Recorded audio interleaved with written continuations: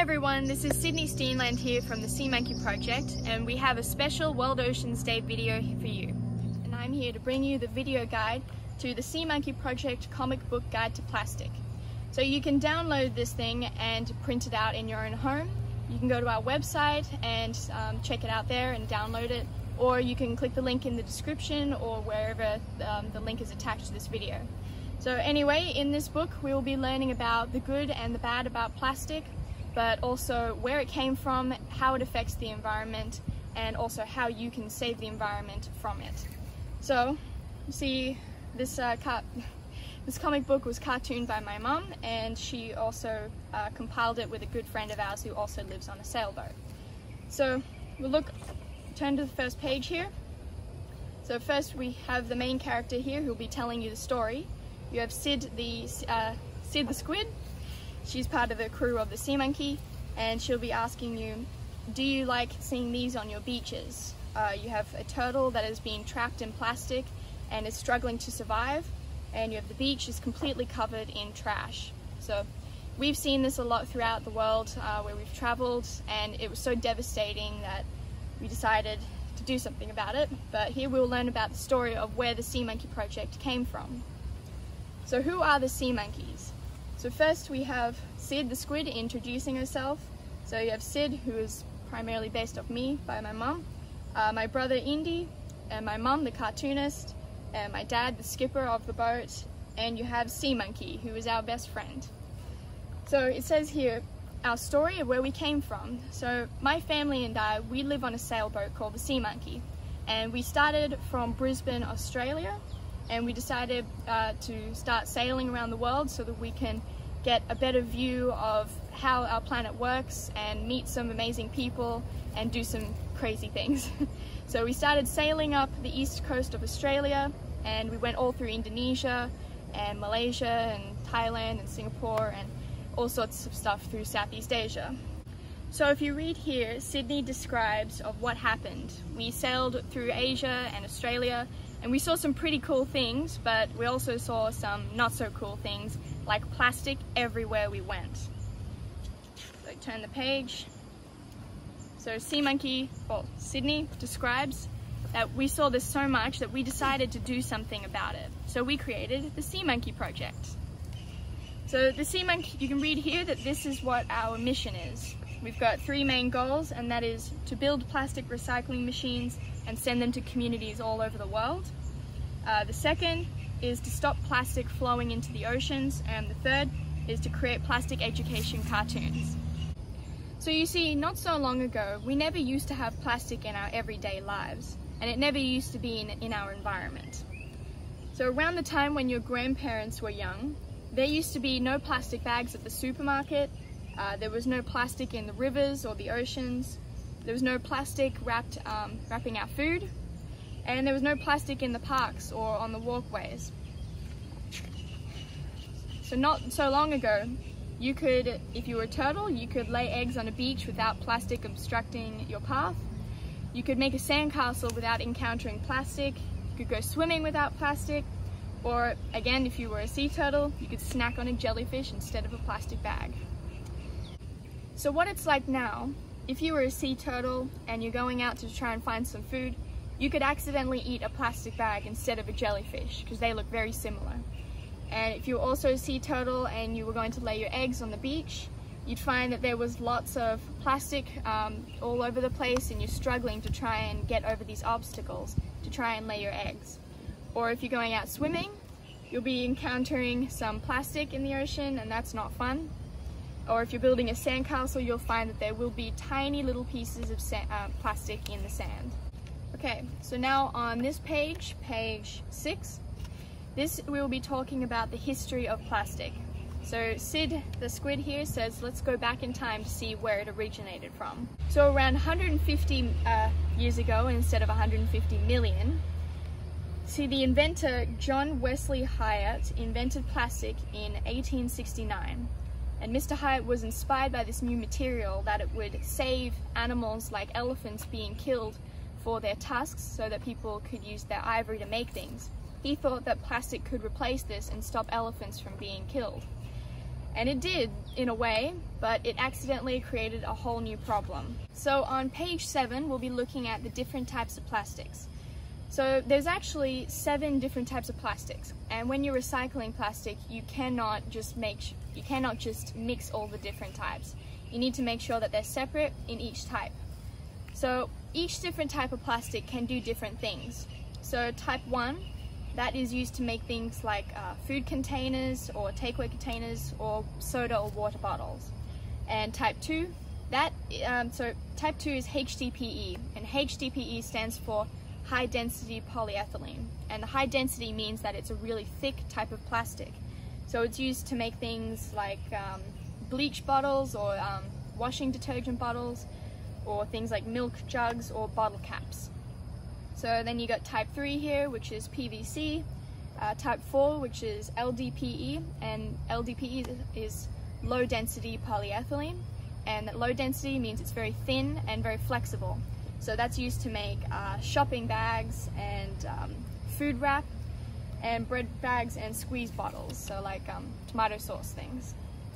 So then you have type 5, which is PP, and you use that to make straws and things like clothing hangers and juice bottles and cups. And you got type 6, which is polystyrene. So I believe that polystyrene is the plastic you should avoid the most because it is very hard to recycle and it can also do some of the most damage.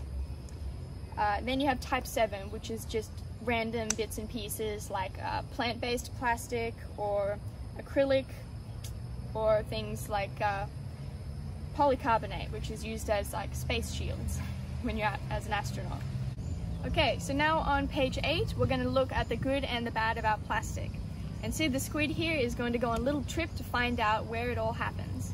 So now on page 9, we're going to look at the good of plastics. So plastic has allowed us to do so many things that we could never do before. Things like bringing water to people who need it in places that are very hard to get to, or even take us to the moon.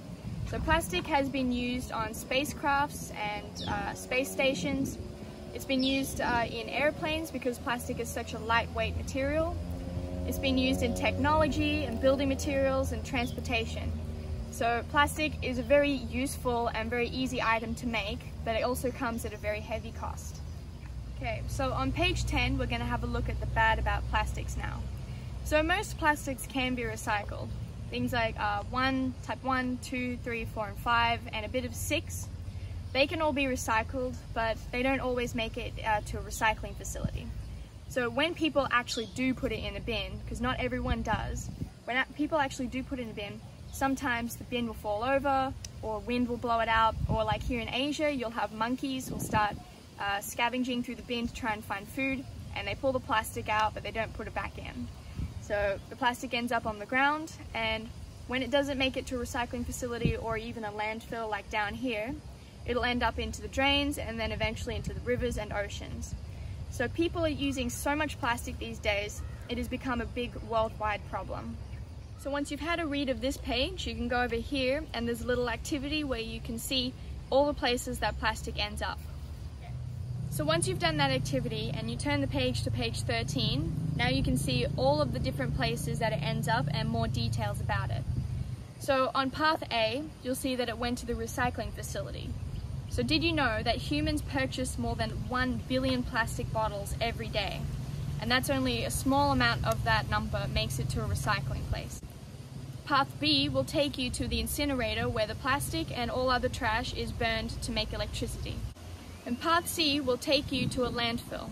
So some landfills are right next to the ocean, and that is very bad because when it rains or when the wind blows, the plastic will just fall down and land into the ocean, where path D ends up is the ocean. So this is the worst place for trash to end up because it makes the biggest impact on the environment. So let's have a look at the impact on rivers and oceans. So when trash ends up into the sea, it can cause a large variety of different problems. It can cause things like plastic bags will end up looking like jellyfish to turtles. They will eat it and it will get stuck in their throats or their stomachs and they will die from it.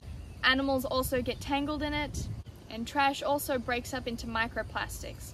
And we'll talk about microplastics in the next few pages, but it is very harmful to the environment and it's almost the worst kind of plastic pollution there is. So on page 15, we're going to have a look at this diagram of how microplastics are created. So as we sailed through Asia, we found that in our food and the locals' food that they were eating, which was fish and sometimes land animals, they would have plastic in their guts, and the plastic would also end up in your food, or it would make the animals' meat very toxic. So we're going to start at the top here. So when plastic ends up into the oceans, it will start to break down into tiny microscopic pieces that are often way too small for us to see. And it breaks down from things like the ocean constantly moving it around, and the sunlight, the harsh sun rays will break it down, or it'll just start rubbing against something and it'll start breaking up. So when it ends up in these tiny microscopic pieces, little fish think that it is their food, because algae will end up sticking to it and it will smell like their food. And also if they're bright colors like orange or red, it will look like krill. So when the little fish eat the microplastics, the bigger fish eat the little fish and also a bit of microplastics, and then we end up eating the bigger fish. So microplastics end up in our food and they end up in our bodies, and in fact microplastics is everywhere. It's been found in normal tap water, in the air, it's in the soil, it's in our food, and recent studies showed that humans have been eating up to 5 grams of microplastics every week. So that's about a credit card's worth of plastic. So over on this page, it's now your turn to draw how microplastics are created. So you can copy the drawings from page 15 and see how it turns out. Alright, so now on page 17, we're going to have a look at how long it takes for each item of trash to break down in the environment. So some things like apple cores or toilet paper, they are made from organic materials, so they will eventually break apart and disappear into the ocean and it'll be all fine. But things like batteries or plastic bottles or fishing nets, when they break apart, they're never really gone. You may not be able to see them, but they are also microplastics floating around the ocean, still causing harm to animals and us humans. So now that we've learned about how bad plastic is, we can now learn about how you can help by not using it. So once you've read page 18, you can now have a look on page 19 about how to avoid single-use plastics. And here is a video on what I do in my everyday life to avoid plastics. Number 1, whenever you go outside and you bring your bag with you, always carry a reusable kit. So I take this with me wherever I go, and it has a fork, a knife, there's another straw in there with a cleaner, I've got another straw here and chopsticks, and I've also got a spoon, but that is being washed at the moment. Number 2, always take with you a reusable water bottle or tumbler to put your drinks in. Or if you'd like to be more mobile in your bag, you can take a camelback, where you just fill up this bladder with water and then you drink it through this tube. So we share this as a family and it is very easy to use. Number 3, take your own takeaway container with you when you go to pick up your food. Or if you don't have one, you can just use an old one that you've used before. Number 4, take your own reusable bag with you when you go shopping. Or if you don't have one, you can just put them in your own bag that you have, like your backpack. So how do you make sure that you remember to do all of this?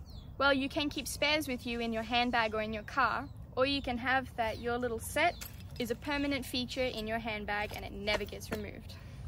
Okay, so now that hopefully you've learned some easy and useful tips to use in your everyday lifestyle, let's have a look at page 20 and you can do this activity of yourself not using plastic. So make sure you try very hard to avoid these guys, because this sea turtle at the bottom says that there could be more plastic in the ocean than fish in 2050. Now on page 22 there is a colouring in and drawing activity. So now it's time to test your memory. On page 23, can you remember what types of plastics and the name of them are? And on page 24 there's another activity of helping this sea turtle navigate her way through the trash to find a place to lay her eggs. So now on page 25 it is time, if you are willing, to take the pledge. Put your hand on your chest and repeat after me. I say your name. Promise to do everything in my power to minimize my plastic waste in my everyday life. And to spread the word about how bad plastic is and help others reduce their waste too. So now you can have a look at the 5 R's which will help you minimize your plastic waste in your everyday life. Then you can draw yourself doing them. Congratulations, you did it! We are now on the last page of the Sea Monkey Plastic Education comic book, and we are so proud that you finished this book, and we hope you learned a lot about plastic, and we hope you're inspired to take these steps to a plastic-free lifestyle. So we have Peanut, the turtle from the very beginning of the book, celebrating with us, and we can't wait to see you next time for some more videos on plastic education and some of our adventures. See you next time! If you think you'd be interested in joining the Sea Monkey Project in some worldwide change-making actions, you can join our kids club, the Sea Monkey Crew, on Facebook, where we have exclusive videos on education and our adventures. We have giveaways, activities, and engagements for you all to get in on. Click the link in the description and it'll take you to the Facebook group, where it's a private, safe place for kids to join. We'll also have parents and teachers there, and we'll also have some very fun engagements happening. So we hope to see you there, and have a good day.